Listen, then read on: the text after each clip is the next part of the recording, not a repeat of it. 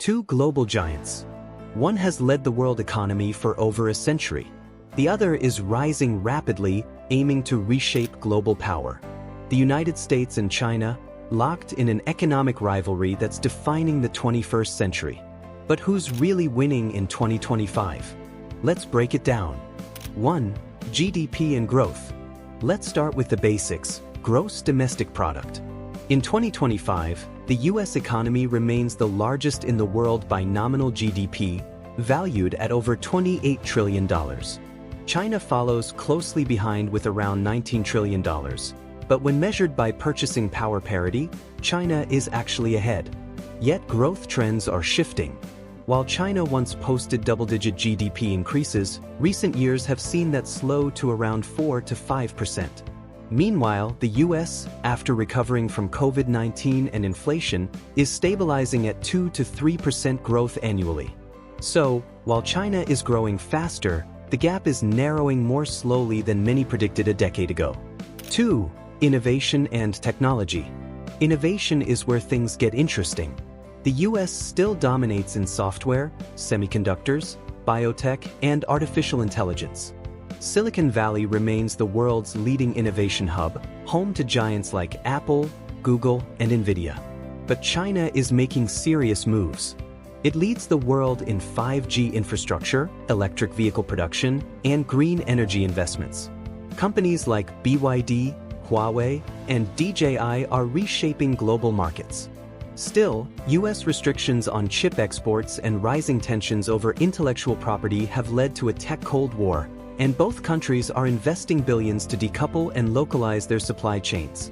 The race is no longer about catching up, it's about who defines the future. 3. Trade and global influence. Trade is the lifeblood of both economies, but their strategies couldn't be more different. The US runs one of the world's largest trade deficits, importing more than it exports. China, on the other hand, thrives on exports, especially in manufacturing. But the bigger story is global influence. China's Belt and Road Initiative has built infrastructure in over 150 countries. The US counters with alliances like the Quad and AUKUS, strengthening ties in the Indo-Pacific. Meanwhile, both nations are reshoring industries to reduce foreign dependency. China is turning inward with Made in China 2025, while the US is rebuilding its manufacturing base, especially in chips, clean energy, and electric vehicles. 4. Debt, real estate, and demographics. Every superpower faces internal challenges, and both the US and China are under pressure. The US national debt is now over $34 trillion. Rising interest rates and entitlement spending pose long-term risks. But China has problems of its own. Its real estate sector, which once drove nearly 30% of GDP, is in crisis. Evergrande, Country Garden, and others have collapsed under unsustainable debt.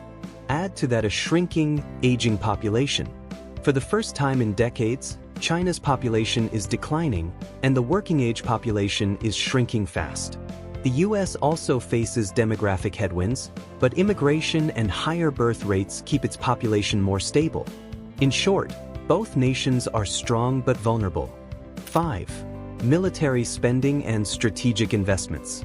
Economic power translates to military might.